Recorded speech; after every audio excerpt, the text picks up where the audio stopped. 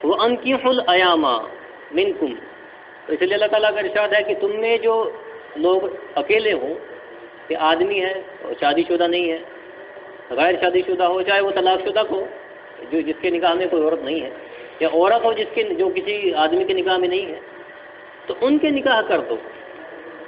وَأَنكِحُوا الْأَيَامَ مِنْكُمْ، تم میں جو لوگ ایسے ہیں سنگل، چاہے وہ طلاق شدہ ہو چاہے وہ کنوارا ہو، شادی نکاح کے بندھن میں نہیں بندھا ہوا ہے، تو ان کے بارے میں آپ اللہ تعالیٰ نے فرمایا ہے کہ ان کے نکاح کر دو۔ وَالصَّالِحِينَ مِنْ عِبَادِكُمْ، اور جو تمہارے جو غلام ہیں، مرد غلام، ان کے نکاح کر دو۔ وَإِمَائِكُمْ، اور جو عورت غلام ہیں ان کے نکاح کر دو، جو نیک ہیں ان کے نکاح کر دو۔ إِن يَكُونُوا فُقَرَاءَ، اگر وہ لوگ فقیر ہوں گے، اگر وہ لوگ غریب بھی ہوں گے، شادی کرنے والا غریب بھی ہے، اس کا روزی کا کوئی انتظام نہیں ہے، اگر ایسا بھی مسئلہ ہے تو بھی جو ہے نکاح کر دو۔ کیوں؟ یغنیہم اللہ من فضلہ، اللہ تعالیٰ ان کو اپنے فضل سے غنی کر دے گا۔ تو نکاح جو ہے رزق کو بلانے والی چیز ہے، بلاتا ہے نکاح، جو ہے رزق کو اپنی طرف کھینچتا ہے۔ نکاح کے بعد اللہ تعالیٰ، کیونکہ دو ہو گئے، دونوں کی قسمت ہے، تو اس کی جو ہے قسمت میں بھی نہیں ہے، دوسرے کی قسمت میں ہے، تو جو ہے بات صحیح ہو جائے گی۔ واللہ واسع علیم، اور اللہ تعالیٰ بڑی وسعت والا ہے، اللہ کے یہاں خزانوں میں کمی نہیں ہے، جاننے والا ہے۔ اور یہ چیز اور ہے کہ آدمی جو نکاح بھی کر لے اور پھر باہر بھی منہ مارے، وہ ایک چیز الگ ہے، اور پھر اس میں اللہ کی کیا مدد آئے۔ لیکن آدمی جب نکاح کر لیتا ہے تو اللہ تعالیٰ کی رحمت ہے، دین اس کا کامل ہو جاتا ہے، دین کی تکمیل ہے، دین کی جو ہے نکاح کے بعد تکمیل ہے۔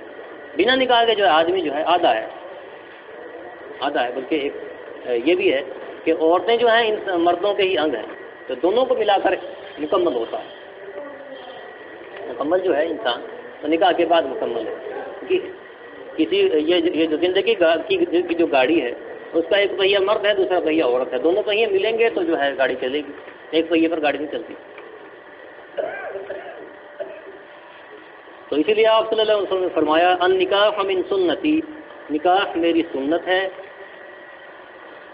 فمن لم يعمل بسنتی، اور جس نے میری سنت پر عمل نہ کیا، فلیس منی، وہ مجھ سے نہیں ہے، میرے طریقے سے باہر ہے، میرے جو طریقہ ہے جو دین میں لے کر آئے اس سے باہر ہے۔ کیوں؟ کیونکہ پھر اس نے نکاح نہیں کیا، پھر وہ کہیں اور منہ ماری کرے گا، نکاح نہیں کیا ہے تو پھر کہیں اور منہ ماری کرے گا۔ وتزوجوا، تو نکاح کرو، فإنی مکاثر بکم الامم، اور میں تمہارے ذریعے سے فخر کروں گا کہ میری امت کی اتنی تعداد ہے، میری امت اتنی کثیر تعداد میں ہے، سب سے آخری امت ہے اور سب سے لمبے وقت تک چلنے والی امت ہے، تو میں یہ فخر کروں گا کہ میری امت کتنی ہے کہ آسمانوں کے آسمان بھر جائیں گے میری امت سے۔ ومن کان ذا طول فلینکح، اور جو پھیلاؤ والا ہو، جس شخص کے پاس گنجائش ہے کہ وہ نکاح کر سکتا ہے اور نکاح کے بعد جو خرچے ہوتے ہیں بیوی کے اٹھا سکتا ہے، فلینکح، اسے چاہیے کہ وہ نکاح کرے، اسے چاہیے کہ وہ نکاح کرے۔ اے بزرگوں، دوستو، نکاح سنت بھی ہے، اور جب موقع پڑتا ہے، جب آدمی کو ضرورت پیش آتی ہے، جب آدمی اپنی نفس سے تنگ ہو جاتا ہے تو پھر یہ واجب بھی ہو جاتا ہے، واجب کے درجے تک جو ہے نکاح چلا جاتا ہے۔ 3 اماموں کے نزدیک ہے، ویسے تو سنت ہے، لیکن جب آدمی کو اس کے نفس پریشان کرنے لگ جائے، اس پر زور زیادہ پڑنے لگ جائے، تو پھر جو ہے 3 اماموں کے نزدیک تو یہ ہے کہ پھر وہ جو ہے واجب ہو جاتا ہے نکاح کرنا۔